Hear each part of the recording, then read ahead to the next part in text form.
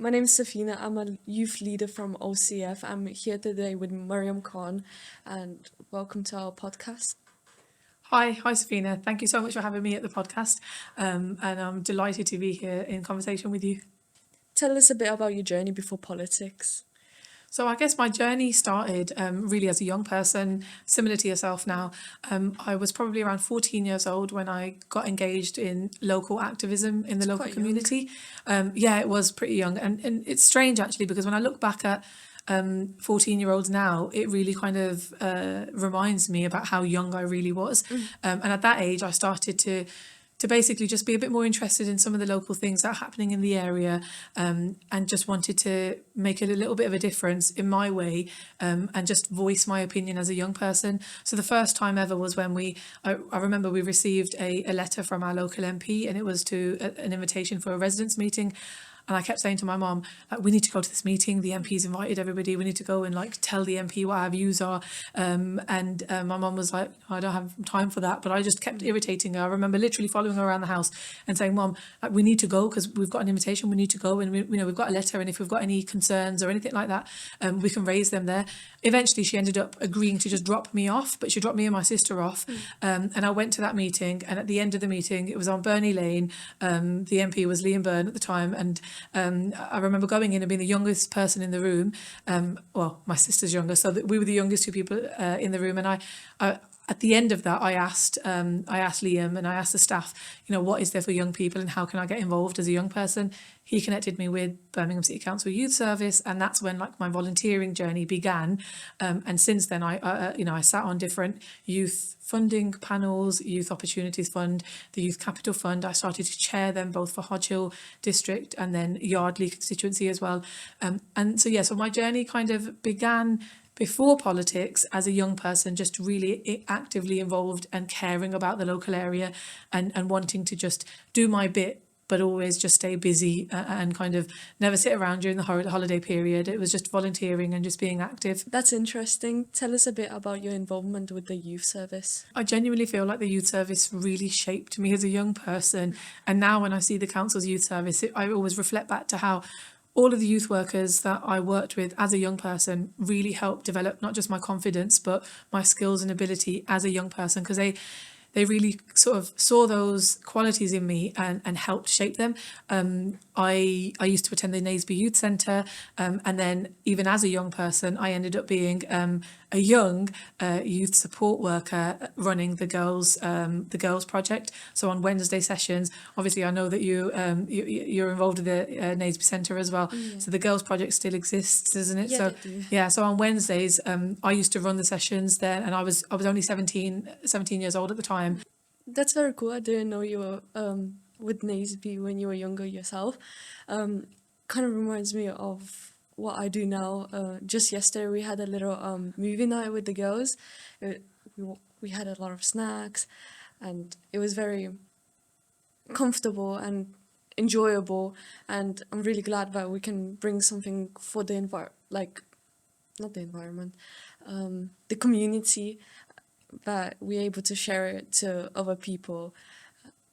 And I think it shapes the community as a whole. As you're talking, describing sort of the activities that you were doing, and anytime I walk back into Naseby Youth Centre now, it literally takes me back, and it reminds me of my first ever session that I did as a young person. And the second session, I can tell you, was around health and safety, because I ended up holding a snooker cue and I had it in my hand, and a friend of mine was with me. She pulled my hoodie over my head, and I went straight into, like, the snooker cue went straight into my eye. And that was the first ever session that I held. And I thought, right, okay, second session, we're talking about health and safety with the young people, because there was a lot of learning around that. But there were so many lovely memories that I've got from working at the Naseby Youth Centre, working with not just the young people, the young girls, but also sort of like talking about their aspirations. And I kind of grew with them, because I was only 17, same as the same age that you are now. I was young myself, but also sort of involved in supporting young people who were probably just only a few years younger than myself. And so yeah, that part of sort of my involvement in my journey before being a councillor will always stay with me, because, as I said, not just the youth service, not just the Naseby Youth Centre, but also the youth workers at Birmingham City Council's youth service. they kind of had that belief in me as a young person, and I'll always value that, and I'll always respect kind of the energy and the kind of support that they gave me, because it meant that now in my role as not just the councillor for Alum Rock, but as the cabinet member for health and social care, at the council, when I chair committees and I chair meetings, and sometimes there's hundreds of people in, over 100 people in front of me, or their official statutory meetings. I look back and I think, I was doing this when I was like 15, 16 years old, and I was making real decisions with real funding that the council had back then. So I'm always really passionate, and I always kind of am a strong advocate for not just the youth service, but also youth opportunities for local people in Alum Rock and across the city. So that's why I love coming to Naseby. I love being engaged with OCF and you guys and the young people that you work with as well. It's nice seeing a councillor that is very engaging with the community. It's interesting that you mentioned that, because a lot of the youth nowadays don't believe they really have a voice, because the older generation sometimes really shuts them down. So you saying something like that really brings a powerful message out there and gives hope. I was going to say hopefully hope. Yeah. Yeah. So that's exactly why I think why I wanted to share those examples, was because there are opportunities out there for young people to be able to shape things. If there are young people who are interested in being a little bit more actively engaged in some of the council services, then there's ways where their voices can shape some of those decision-making policies. But obviously being actively engaged with OCF, as an example in our community, gives you those opportunities as well, and there's a lot there. There's a lot out there, and there was much more, I'd say, that was out there when I was a young person. When I was as a young person, when I was chairing the different panels, so I described the Youth Opportunities Funding panel and the Youth Capital Fund panel. Back when I was a young person, there was a lot of funding and investment opportunities for youth services and local young people, and it was incredible that there was a process back then where young people were actually the decision makers as to where funding goes and is delivered in the local area. So I was chairing panels alongside other young people. The youth workers were there, but they were just there to support. But otherwise, we were interviewing people who had applied for funding, grants grants of over £10,000, £15,000, where local organisations had applied for that funding. It was young people who were making the decisions to decide where that money goes, and hopefully, where we've got a lot more investment coming into the city, that's something that I'd be really keen in seeing how we can bring back in, where young people are actually in the decision-making seats as well. Because my perspective as a young person back then was, I guess, a lot more accurate to see the best use of where funding for young people would go in comparison to where an older youth worker or somebody who isn't of that sort of similar age, and it was really valuable back then. Another example is of Hutton Hall, which is obviously a community asset in Alum Rock.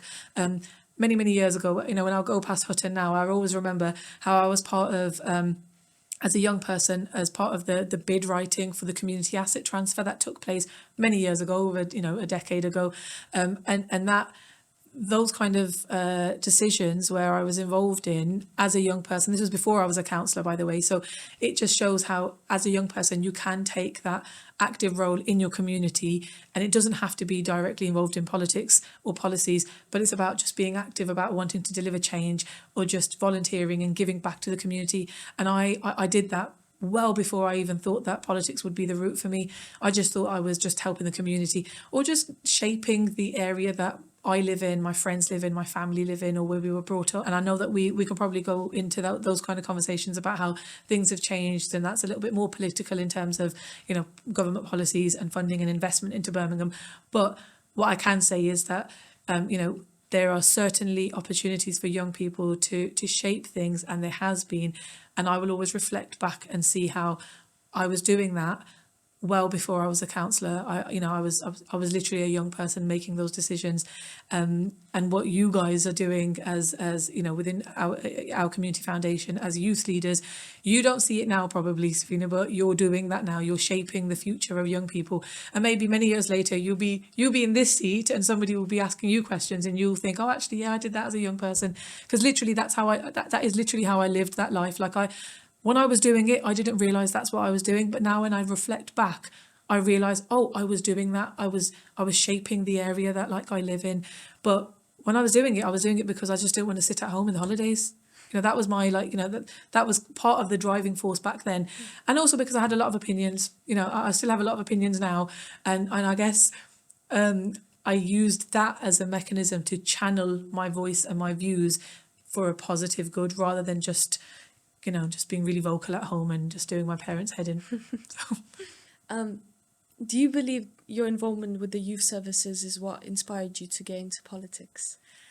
So I'd say it definitely had some sort of an impact as to what made me interested in shaping the area around me. But in particular, there were a few key points that drove my activism in terms of community activism and volunteering and giving back into a bit more of like the political sort of sphere, and one of which was at that point, while I was a young person and the journey that I've described, there was a Conservative and a Lib Dem coalition government, and back then my interest, as I said, it was very much just local community.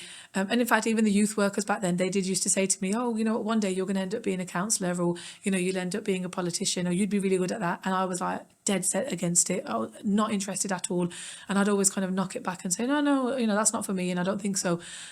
But where the interest that, like, what the political bit was sparked in me was when I noticed that the young people around me. So I was already, like, by that point, I'd already applied for university, and I was already going to university. I think I must have been in my first year, but my siblings and the people around me, the other young people I was working with or supporting, if they were interested in going into university, that was a time where the Conservatives and the Lib Dems basically made a decision to treble the tuition fees. So from like £3,000 something per year, it went to like £9,000 something per year for university. And alongside that, they also decided to scrap EMA, which was the educational maintenance allowance.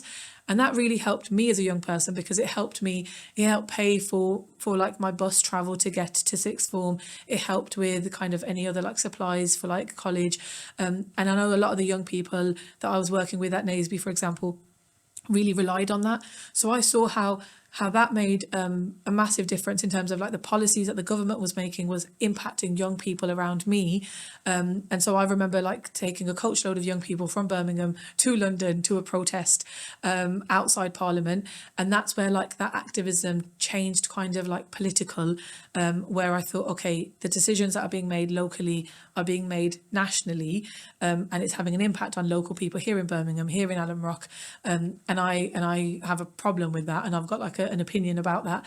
And so I kind of shifted and did the protest and took that coach load. Again, I was still a young person at the time. And that was like one kind of like one sort of example. But then alongside that, I also sort of took a bit of interest in what was happening in international politics.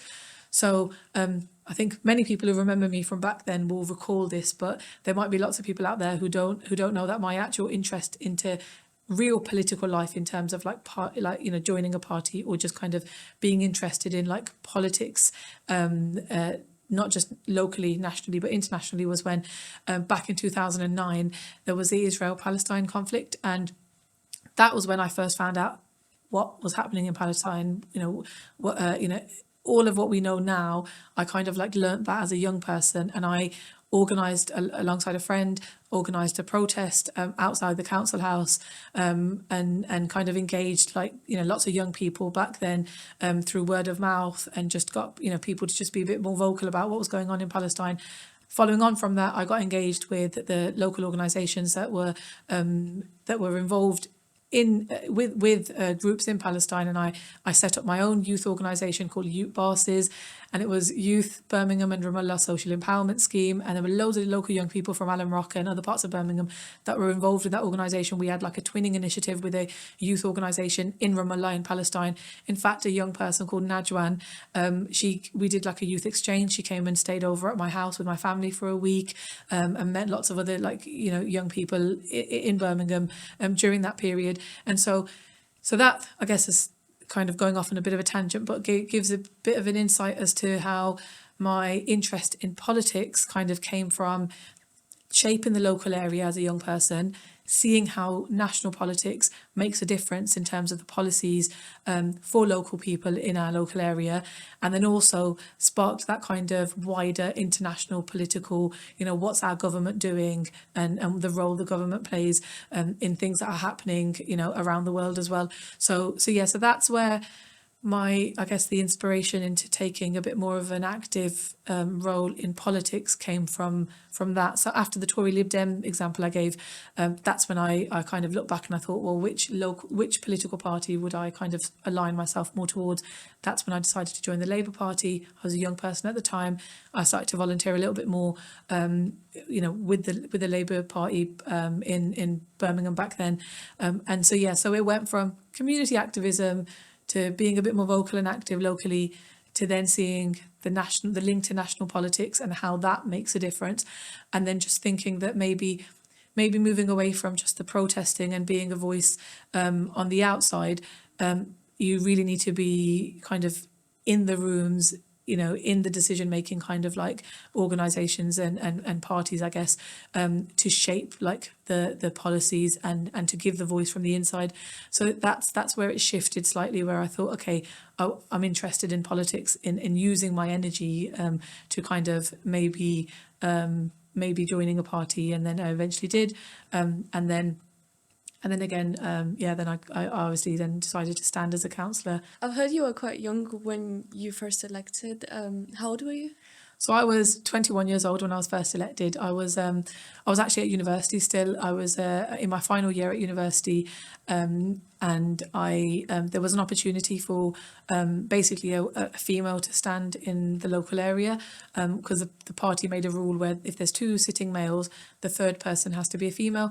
So basically, I was already actively involved in volunteering and kind of just being active in that sense, and there was an opportunity. So I stood at the age of 21, which I know now I look back and I think that's really young, because I look at 21-year-olds now and I think I can't believe people actually gave me that support and gave me that kind of they had that belief in me from such a young age. But I was 21.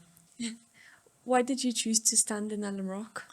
So I lived in Ward End, which actually now is part of Glebe. The boundaries have changed, but I lived on Treeford Lane all my life, and Alum Rock was basically where I spent all of my childhood. So my family come from Alum Rock. In fact, like my grandfather when he moved to this country, he moved to Alum Rock, and they lived on Ralph Road, and this was like probably one of the earliest families that moved into Alum Rock many years ago. In fact, we've probably been in Alum Rock and for over 70 years, like 75 years, and so Alum Rock is my community. It's where I grew up. It's where I was active as a young person. It's where I spent all of like my holidays and my weekends. And like my grandfather had like an office, and my dad like worked at the office. Some people might remember it. There was an estate agency, the travel agency, Alliance and Leicester Bank, and I basically spent all of my like holidays, all of my like weekends, just in the community, and just sort of like really engaged and just being as busy and as active as I could as a young person. So we've got like strong ties in Alum Rock, and as I said, there was an opportunity for a candidate back in 2012 for a female to stand, and so I was asked and approached by the local party whether I'd be interested. At that point I thought I'm only 21 and I'm at university. Like, how is this even normal? And in fact, for over 20 years, there'd never been a female, standing in politics. So that was like another big kind of game changer back then, that there were hardly any women standing in sort of politics, especially in inner city Birmingham.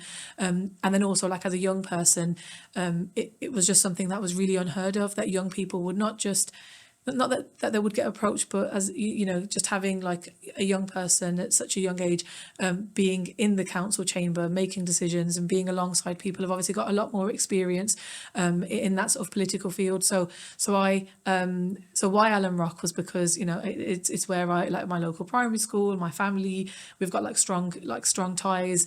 Grew up in the community, and it is basically it's the area, and like why Alum Rock now.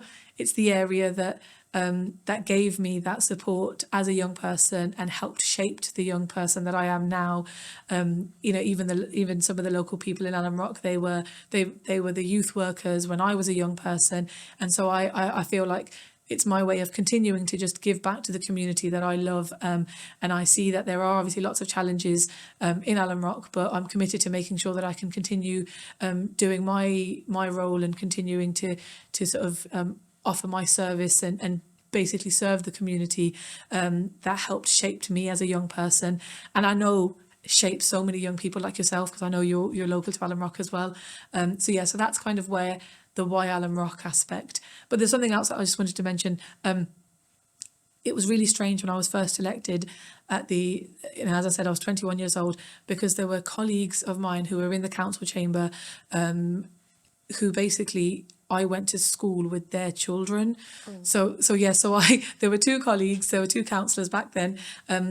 One councillor, his daughter was in the same year as myself, and another councillor, her daughter was in the year below me. And it was just really strange for me initially when I first went in and started sitting in meetings with them. And it was even stranger, I know, for them, because I didn't know this at the time. So they'd come in, they'd mention, you went to school with my daughter, and they mentioned the daughter's name. And I remember at that point thinking, this is just it's just really strange. But imagine. But it then just gave me, I guess, not just that confidence, but that reassurance that actually, thousands of people from Alum Rock have given me that kind of support and backing. And I was even more determined to think, I now need to prove that actually, that I will be vocal and I will continue to support local people in this role that I've now, that I'm now in, and I've got the privilege of being in. Since you were very young, was there any challenges alongside the road? Yeah, no, there absolutely were. In fact, even before I was elected, when I was just standing as a candidate, there were lots of people who obviously, I'm focusing on the nice positive, sort of, I had lots of support, I had lots of family support as well, I had lots of community support, and obviously lots of the organisations and the people that I was involved in as a young person before I was a councillor, I had their backing as well. But alongside that, there were obviously challenges because, as I said, I was the first female in over 20 years to represent Alum Rock. But back then it was the Washwood Heath ward. So when I was first elected, I was the councillor for Washwood Heath, and then the boundaries changed and it became Alum Rock. I also had a role to play in that, by the way. So back in 2018, when there was the Boundary Commission, basically had a look at what the wards were and whether they need to kind of change the boundaries. And I knew that when I used to tell people that I'm the councillor for Washwood Heath, in Birmingham, people knew what I was talking about, but outside there, people didn't really link themselves to say, oh, I live in Washwood Heath or I'm from Washwood Heath. And it was always Alum Rock. And I remember, so Sir Albert Ball, who was who's been a previous leader of the council as well, he was kind of leading our groups, the Labour groups, kind of submissions forward to say what we think the boundaries should be. And I remember sort of being in that working group with him and saying, Alum Rock, it needs to be Alum Rock. So when we're dividing the wards, this can't be continued to be called Washwood Heath because people don't know it as Washwood Heath. It is Alum Rock. So I can say that I look back and I think, I played a strong role. In fact, I was the only one that was really advocating and saying, we need to make sure when we go back to the Boundary Commission that this needs to be identified as Alum Rock because, there's decades of communities of Alum Rock that link themselves as being from Alum Rock, and many people obviously hold that with a sense of pride, and I'm proud to represent Alum Rock. You asked me about the challenges. As a young person, there was a lot of I guess hesitancy from people thinking whether or not young, like somebody so young would be able to represent the local area, or would even understand what the problems and the challenges are from a wider perspective. Because obviously I had the insight as a young person to see it from a young person's lens, but I obviously wouldn't see how, like, from an older person, or somebody in their like 50s, or somebody who's even like older than that, or somebody who's like runs a family in a household, or from a male perspective or from a mum's perspective. I didn't have any of that kind of insight. I was literally a young person, a university student. So there was a lot of like pressure. There was a lot of pressure, and there was a lot of, I even had people contacting my family saying, why are you putting your daughter into like a really male dominated space? Why have you put in your daughter in a room where there's mainly men in those meetings, and like why have you even like exposed her to that sort of environment? And so what we did, we had like people from the family, people from outside the family, kind of like really putting that pressure, not just on myself but my family as well, to say, what are you doing? Why are you even doing that? But as I said, I had the support of my family, and they could see that I could probably use my like sort of my voice and my opinions to kind of drive that change in a way that would be positive for like the area. And so that was I guess challenges I had before being elected. But even after being elected, I recall being in the council chamber, and somebody from the opposition group, a colleague, he stood up, and the way it works in the council chamber is that people, there's obviously like respect, and there's that kind of like a protocol that you follow where you're referring to like other colleagues in the chamber, and normally you'd say like, my colleague said this, or like comrade, or you'd use like certain language. And I remember probably one of my first meetings where somebody from the opposite side stood up and wanted to make reference to something that I said in the council chamber, and referred to me as the young girl. And I remember thinking, well, hang on a second, you wouldn't say that. You wouldn't say that to somebody else. And obviously people on my side were just really kind of like, sort of shocked, and saying, kind of recognised that he shouldn't have used that sort of language. But that kind of like, that happened a number of times throughout like my journey, like politically. I've gone into rooms, I've gone into meetings and spaces where people are expecting like someone to look different when a councillor walks in, a 23-year-old young person walking in to sit and be part of like a committee meeting. And if they haven't done their research, and they haven't checked online to see what I look like or who this is, I've had people kind of like really, visibly show that they're shocked and surprised. Now I look back, and it's been many, many years, and now I'm obviously in a cabinet role, and I've got a portfolio, and I chair like not just council committees, but also like external like NHS like partner committees and things like that. So it's changed and shifted, but alongside that, there's been many challenges, where people just either visibly see that like I wear a hijab. In fact, there was an incident where at a scrutiny committee meeting, a colleague referred to me as the hijab wearing councillor.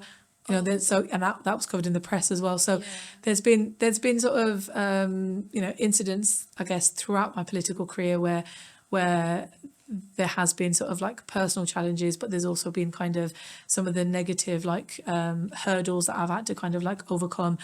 And definitely growing like a really, really thick layer of skin to be able to deal with kind of the sort of negativity that can come with being in this role. It's awesome that you never let those negative comments, that unsupport ever get to you, and that you still carried on and are the person you are today. Yeah, so I think thank you for that. I think it certainly has helped shape who I am today, and I think that I've used some of those the negative experiences to really build not just like myself as a person or like my character or any of that, but just really help kind of put me in the next phase of life. So I spoke about when I was the challenge I had as a young person, or like the sort of the response I had as being a woman standing in politics, but I'd like to say it got a bit easier, but it kind of just shifted, because as so I'm a mum now, so I've got 4 young children, and it's crazy because I started as a young person, and now it just feels really weird that I'm growing my own family, and sort of at the next phase of life. Even at that point, I felt that like I started off in politics where I had to, I guess, prove myself, or like kind of show people I can do it. I can do it as a young person, and I can do it as a woman. But then like after getting married and then starting my own family, I felt like I've had to kind of redo that again, where I wanted to show to people, not just the community, but also other councillors and other people interested in politics, that as a mom, you can also do it. You know, as a mom, that you can be in the decision-making roles, you can be in like a senior kind of local authority position, alongside being a mom. And that was like, I guess, I had like different chapters. So I'd like the pre kind of being a mom stage, where I was still navigating my way of as a young person and as a woman, but then showing that, okay, the next stage, now I've got enough experience as a councillor who's been there for so many years, to now sort of pave that way and make sure that as a cabinet member, that I want to show that you can still be in a senior position as a woman, where many women feel like they have to make a decision between their career or their family life. But I was determined to make sure that I use kind of my own experiences where I can show people it can be done.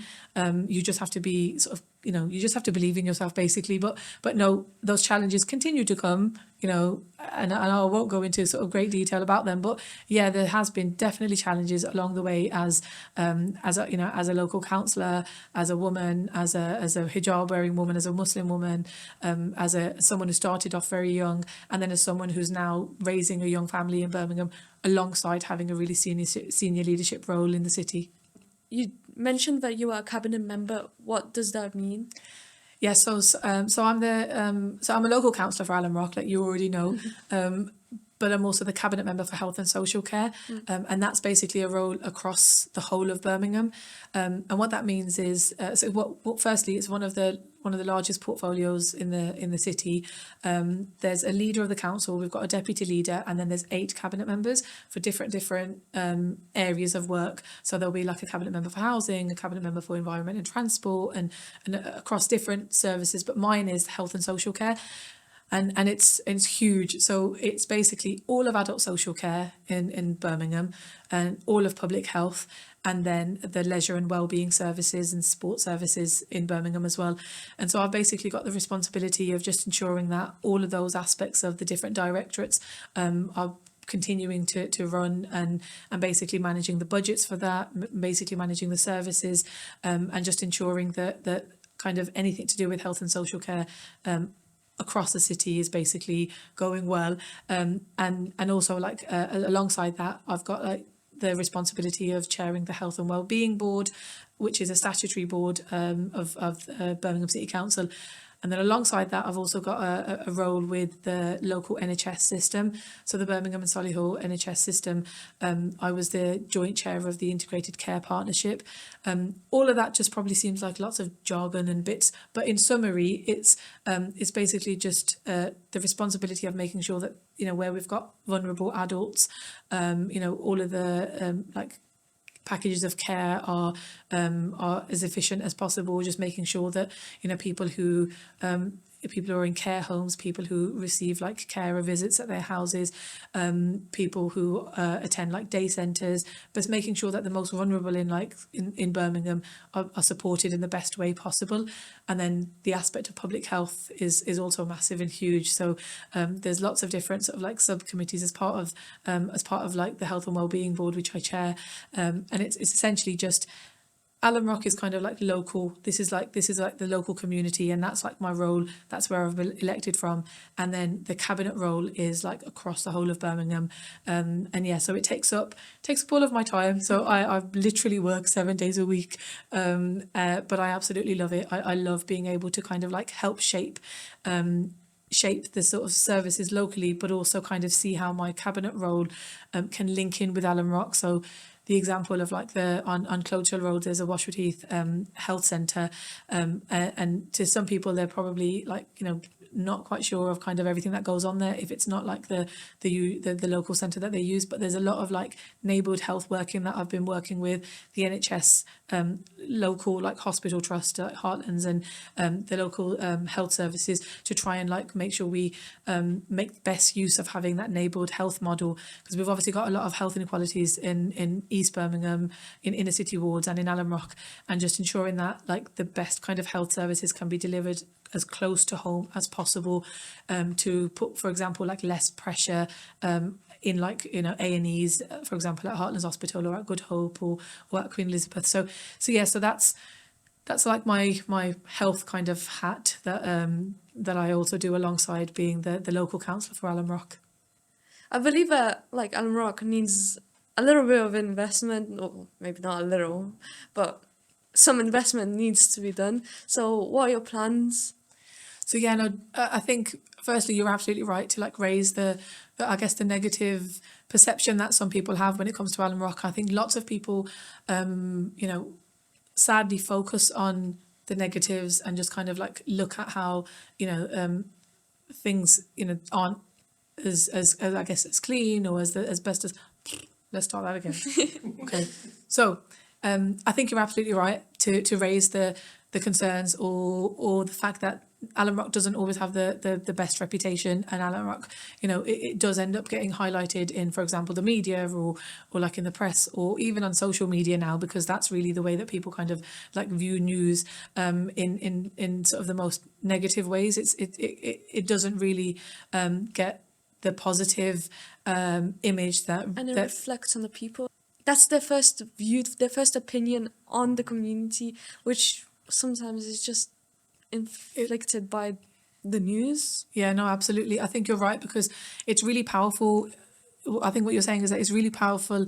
It can be really powerful in terms of the perception that people will have of a community if that's the first thing that they're hearing about the area. They don't, you know, if you don't live in Alum Rock or if you don't visit Alum Rock and you just hear about it from things online on social media or news or like a bad reputation or that sort of thing, then you won't sadly get the feeling of like a lot of the positive things that, you know, that I'm really proud that Alum Rock is, you know, I'm really proud of Alum Rock for. So yeah, so you're right to talk about the challenges and talk about the issues that we've got, and I absolutely see them. I think, like for example, you mentioned the bins and you mentioned the rubbish and you mentioned like the cleanliness, and absolutely, like that is like probably one of the biggest challenges, but also one of the biggest priorities, because you know, we've had unfortunately a lot of underinvestment over a decade in Birmingham, and that goes back down to, you know, since I was elected in 2012, and that's when Labour took control of the council. But in 2010 is when we had the Conservative government come in, and the way that the funding works, the way that like councils are funded and local services are kind of like delivered, is where the money comes from central government. And we've had over a decade of austerity cuts, and every single year that I've been in the council, every year when we look at the budget, it has been a case of looking at, you know, what can we save, where can we make the savings, what services can we deliver differently in order to make, you know, save some more money, because actually we're not saving it for something else. It's because there's less money that's being trickled down into Birmingham. And for the first time in, you know, since I've been elected, you know, since we've had a Labour government that's come in, you know, just under 2 years ago, we've started to see that investment come back into Birmingham and give Birmingham the money that it deserves. So we've already had an announcement from central government of an additional £650 million of investment that is coming into the city. And that is like huge news, because for the first time in all of my political career, in fact, in all of my adult life, we're going to actually be able to be in a position where we can invest in our areas and put the money where it's needed, and kind of deal with some of those challenging issues that you've described. When it comes to, for example, crime, it's investing in youth services, it's investing in our local young people and having kind of the alternatives and the aspirations and the jobs and the skills and all of those kind of other opportunities and options that people can kind of like drive their energy and their sort of, you know, their energy towards, so that they can look at their future aspirations. So it's not like, you know, it's not a pathway down kind of drugs and criminal activity. And then equally, when it comes to like local council services, we've already started to see some of that investment. So for example, like you know, again going back to the bins, you know, we've enforcement is a massive like issue where we've got despite being still with us having the strike on, we still get weekly collections of household waste, but there's still a lot of fly tipping in the area, and it's not just in Birmingham. Fly tipping is an issue that is not just in Alum Rock, it's not just in Birmingham, it's an issue actually nationally up and down the country. Fly tipping is a problem, but the issue that we've had is that we haven't had the investment or enough money to deal with enforcement and to deal with, like, for example, CCTV cameras. But I'm really pleased that in the last few months, that with the extra money that we have been getting, I've been able to get cameras put on a number of locations in Alum Rock, so like on Arley Road, where it's been a fly tipping hotspot, and then on Tarry Road. And I'm pushing and building a case and working alongside officers from like waste enforcement and environmental health and all of the officers who can basically make it happen. So we continue to get more cameras in the area to catch the people who are sort of the minority of people who are helping to create that negative image of Alum Rock. So tackling that is, like, you know, a massive priority. But then alongside that, there's investing in sort of local spaces. So for example, like, we're getting money in, we've already actually committed and got the approval for additional funding, around £250,000 investment in local parks in Alum Rock. So like, we've got the public open space at Alexander Way. We're getting new playground equipment for like juniors and like toddlers it is, and the same in Ward End Park. We're getting like newer play equipment. We haven't had that for so many years because we haven't had the funding. The money literally hasn't come from the Conservative government that has been squeezing the pressure on the Labour Council, and we've finally started to get, we've got a Labour government, we've also got a Labour mayor, Richard Parker is the mayor of the West Midlands. So we've got, alongside having a Labour council who sees and has been seeing the challenges for over a decade, where previously we've been having to kind of squeeze services and cut services because the money just hasn't been there. Now we're in a position to start to invest and pump that money into the areas that really need it, and we're already starting to do that. Another one through my portfolio was Adderley Park. We've had a brand new play zone installed just last year, where that investment had come into Birmingham, and I was really keen in making sure that Adderley Park gets that, because I think there's so much history around Adderley Park that I don't know whether local people are aware. Adderley Park was Birmingham's first public park. Oh, really? Or yes, it was, but I don't know. I can't even tell you what year it was. I think it was 18 something. It was donated. Yeah, so it was donated to the council as a first ever public park for free. So there's a lot of rich history that I think people, may not be aware of, and I think that we need to reinvest kind of that money back in so that, those services are there for like local young people who can start to use them. And every time I now drive past, like if I go down Adderley Road or Hams Road and I see young people in that play zone, for example, in the holiday period, I think back about how, it's heartwarming that we're finally able to put money in, and I can see it like a tangible kind of like an asset there where local people are starting to use that service. So I guess going back to, what my plan is to make sure that I continue to use my voice and my experience and sort of like the responsibility that I have and being held accountable from local people, where we can start to use that money in the investment that is finally coming into Birmingham and making sure that Alum Rock gets its fair share as well.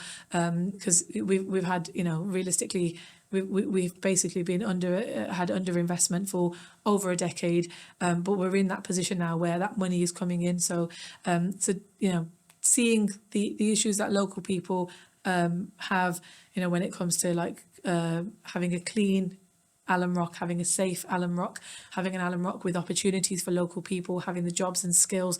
We've got really good opportunities literally on our doorstep. We've got the sports quarter that's being developed at St Andrews, just literally on the border, and I'm engaged with many different people who are part of that development, and speaking to them and making sure that they see that Alum Rock doesn't get left behind as part of anywhere we've got like avenues of funding coming in, or through, for example, Richard Parker, the mayor. We've had like a recent meeting that we were involved in with the Alum Rock traders, just to make sure that actually any kind of like investment that Birmingham can get, that we make sure that that Alum Rock organisations, Alum Rock businesses, Alum Rock traders, Alum Rock young people, that I'm doing anyway, but we're in a position now to really kind of drive that investment into the area. And it's at a really sort of exciting point because it feels really different, because in previous years we've had to just kind of like make the best use out of the services that we have had. Whereas this time round, it's about making sure that the investment lands. And as I said, it's happening anyway. We've got services that are coming back in, but just more of that, and making sure that local people can be involved in some of those decision-making processes as well. It's very awesome to hear that Alum Rock is in such great hands and someone who's very passionate about what they do, which I think is like a key factor. Someone should have like that passion to love what they do to actually get the greatest outcome there is. Oh, thank you. Absolutely. I think we're in a position now, like I've got my, I guess, my journey before politics, my journey through politics, my sort of, working with local people, with local women's groups, with local organisations, with local young people, and just really recognising and seeing where the challenges are in Alum Rock, and just really making sure that I can do the best of my ability to use my experience and my skills to be not just held accountable for, but also to make sure that we get the best out of the opportunities that are coming forward. And yeah, no, I am really passionate about Alum Rock. I mean, many people have asked me, in this election, why have you decided to stay in Alum Rock? Because as I said, I've got a young family now, and like, why do you still want to stand in Alum Rock, or why do you still continue to do it? And I think it's because, I really want to give back to the area that helped shape me, and I really see that there is so much talent and so much skills and so much positivity in Alum Rock that really just needs to be like harnessed and pulled out and supported. And if I can do that in through the networks that I've got, or through my experience in kind of like building those opportunities for local people, whether you're a young person or an older person, or even, for example, through my portfolio, when I'm out and about meeting people, one of my biggest kind of like, when I sort of end the day in terms of, what feels good is knowing that I've helped a person. It doesn't always have to be, like a really big kind of campaign that I've driven forward, or something that's really public and everybody needs to know about it. It's usually where it's those individual cases where, I get a phone call from somebody and they'll, continue to give me the kind of prayers and duas to say that they're really grateful for kind of like the impact that I've had in that particular case. So, linking back to my portfolio, for example, like I said, I'm the cabinet member for health and social care, which covers adult social care, which covers like adaptations in houses, so vulnerable older people who need to like have their house kind of adapted to help shape their needs, to support them in their kind of like older stages of life. The kind of the feedback that I get from families where, I've helped kind of navigate their way to support and guide them so that their family member is now supported in the best way possible. It's those key kind of examples that sit with me, and I think, okay, I know that I'm making that difference into like people's lives, and it gives me that reassurance, I guess, to keep going, because I know that there's still a lot. I mean, I've given 14 years, but there's still probably a lot more that I can give, and I'm really looking forward to continuing to support residents in Alum Rock and making sure that I can continue to make that difference in getting not just the investment, but changing and making that delivery sort of really tangible in not just like the parks, for example, that I've mentioned, but in a lot of the other assets and services that we've got in the area. It's nice to hear that we have someone that cares about Alum Rock and really like is really passionate about it. But I just want to like mention that from my personal experience, I do hear a lot of parents say or mention that, the government, the councillors, they don't really they don't care about us, they've forgotten us. And yeah, it really reflects on not only like they share their own opinion and then they put that opinion on their children sometimes. That's what I feel. So like. yeah, so you obviously as a youth leader in OCF, you're saying that you get that sort of kind of feedback from parents that a lot. Yeah, a lot. So I mean, I'm going to say that I'm pleased that you can see that I do care about Alum Rock, and that we've been able to have this conversation, but I see why people feel like that, but I have to be clear that it's not just an Alum Rock issue. I meet people from different parts of the city who have that similar sort of opinion, that they feel like either their area or their community or their ward has kind of been forgotten about or left behind or neglected, and I'll, it's certainly not down to, like me, for example, in Alum Rock, forgetting about my residents or like neglecting or kind of like not caring or anything like that at all. But there is some sort of truth in what people feel, and that is because we have literally had over a decade, 14 years of a government that has neglected Birmingham. We've had a Conservative government that has taken billions of pounds of money from Birmingham over the last decade or so, and neglected the city as a whole, and that is why people feel like that. That's because it's not because the Labour Council has kind of just forgotten about people, or the councillors don't care. It's because of the resources that we haven't been getting has obviously had that impact, and that sort of experience that people feel. So yeah, Alum Rock or other parts of Birmingham, may feel like they have been neglected, but that's because the government has neglected them, the central government where the money comes from. This is changing now because we've obviously got a Labour government that has been in for the last 2 years and has already started to shift kind of that sort of commitment where the money is coming into the city, and actually in the space of such a short space of time where the council was obviously under a huge deal of financial sort of stress, and we've had like the issues around the budget, we've in a short space of time also been able to overcome that, where we've got a balanced budget, where we're able to kind of shape the services and balance our books and get us back onto a strong financial footing, basically because the city is not being neglected anymore, because the government is now actually investing in the city overall. And then equally, we're going to be able to show that difference in our local communities and in Alum Rock, where we've already started to see some of that investment come in, whether it's about making our streets safer, whether it's about making our roads in our areas cleaner and greener, improving the environment, getting better investment into like local green spaces. So all of those things has started to see that investment and kind of the commitment over the last 2 years. And it just goes back down to because the government is now finally giving Birmingham the money that it deserves and investing in our people. It was very nice talking to you, and I appreciate that you came down, and yeah, I'd just like to say thank you. Thank you so much, Safina, for having me. It's been a pleasure to sit down and have this conversation with you. I know we've spoke about this many times where we've met, that we'll finally have me kind of in this formal podcast setting, and it's been lovely to not just get to know you at OCF, but also just to have you questioning me and kind of having this conversation. Thank you.